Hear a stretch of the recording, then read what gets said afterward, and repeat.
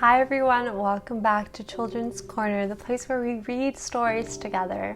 I'm so glad that you joined us again this week, and I hope that you will like this week's story as much as you did last week's. And what was last week's story? That is a good question. Does anybody remember?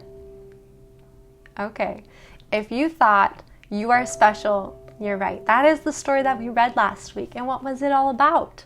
Well, it was about a village of small wooden people who gave each other gray dots and gold stars, and about Punchinello, a small, sad wooden person who all he ever got were gray dots. One day, Punchinello met another wooden person who had no dots and no stars, and he wanted to know why and how. That's how Punchinello met Eli, the woodworker who made him and all of the wooden people in the village. That day, Punchinello learned a very, very important lesson.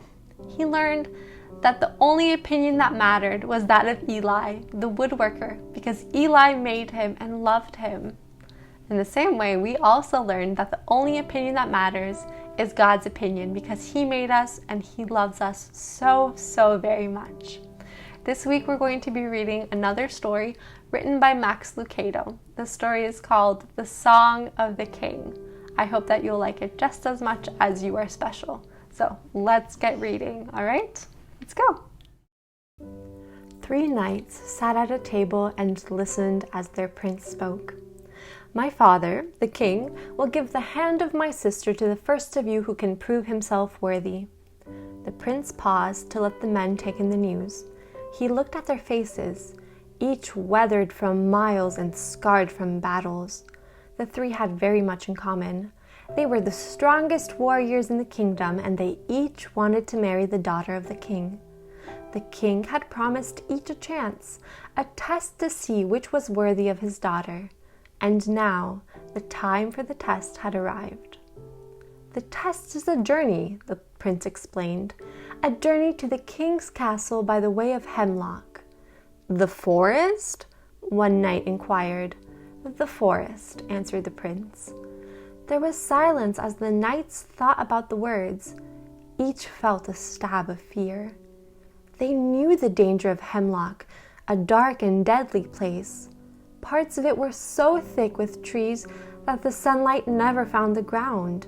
It was home of the hope-knots, small, sly creatures with yellow eyes. Hope-knots were not strong, but they were clever, and they were many. Some people believed the hope-knots were lost travelers changed by the darkness, but no one really knew for sure. Will we travel alone?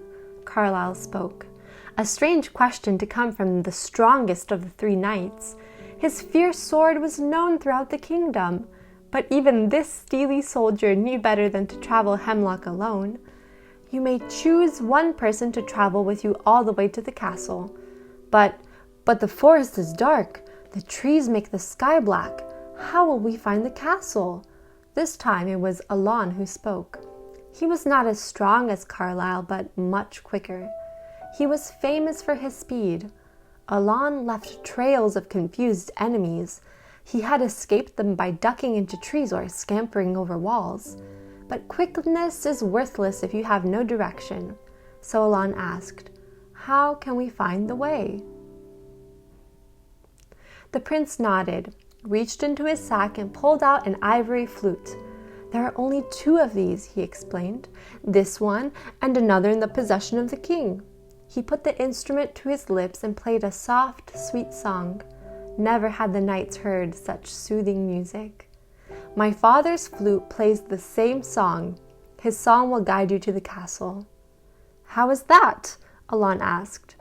3 times a day the king will play from the castle wall, early in the morning, at noon, and again in the evening.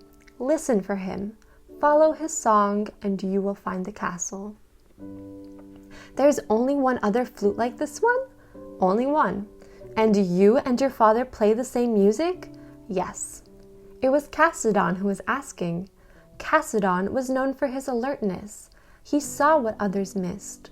He knew the home of a traveler by the dirt on his boot. He knew the truth of a story by the eyes of the teller. He could tell the size of a marching army by the number of scattered birds in flight. Carlyle and Alon wondered why he asked about the flute. It wouldn't be very long before they found out. Consider the danger of hemlock and choose wisely the one who will be with you on your journey, the prince cautioned. And so they did. The next morning, the 3 knights mounted their horses and entered Hemlock. Beside each rode the chosen companion. For the people in the king's castle, the days of waiting passed slowly. All knew of the test, and all wondered which knight would win the princess. 3 times a day the king sent his song soaring into the trees of Hemlock, and 3 times a day the people stopped their work to listen. After many days and countless songs, a watchman spotted 2 figures stumbling out of the forest. No one could tell who they were. They were too far from the castle. The men had no horses, no weapons, and no armor. "Hurry!" the king commanded his guards. "Bring them in. Give them medical treatment and food, but don't tell anyone who they are. Dress the knight as a prince, and we will see their faces tonight at the banquet."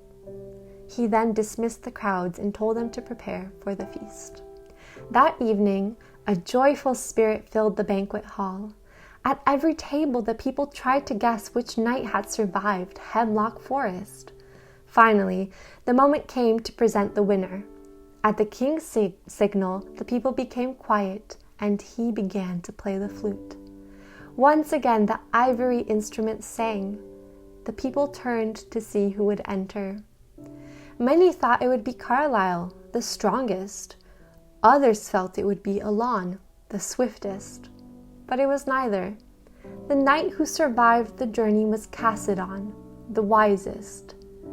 He strode quickly across the floor, following the sound of the flute one final time, and bowed before the king. "Tell us of your journey," he was instructed. The people leaned forward to listen. "The Hope Knots were crafty," Cassiodon began. "They attacked, but we fought back. They took our horses, but we continued. What nearly destroyed us, though, was something far worse." "What was that?" asked the princess. "They imitated." "They imitated?" asked the king. "Yes, my king, they imitated. Each time the song of your flute would enter the forest, 100 flutes would begin to play. All around us we heard music, songs from every direction." "I do not know what became of Carlyle and Alon," he continued, "but I know that the strength and speed will not help one hear the right flute." The king asked the question that was on everyone's lips. "Then how did you hear my song?" "I chose the right companion," he answered as he motioned for his fellow traveler to enter. The people gasped. It was the prince. In his hand he carried the flute. "I knew there was only one who could play your song exactly like you," Cassiodon explained. "There is no one else I would have trusted to be with me all the way, so I asked him to travel with me. As we journeyed, he played your song. I learned it so well that I thought 1,000 false flutes tried to hide your music. I could hear your song above them all. It was with me all the way." And with that, the celebration began. All right, welcome back. I hope that you liked the story. I really enjoyed it. You know, as we were reading along, I was thinking that the king's song is like God's voice. And as we're traveling through this world, there will be all kinds of noises and voices and things that try to distract us. But if we have Jesus by our side, we'll recognize God's voice, God's song, right? And that's how we'll be able to make it to the kingdom.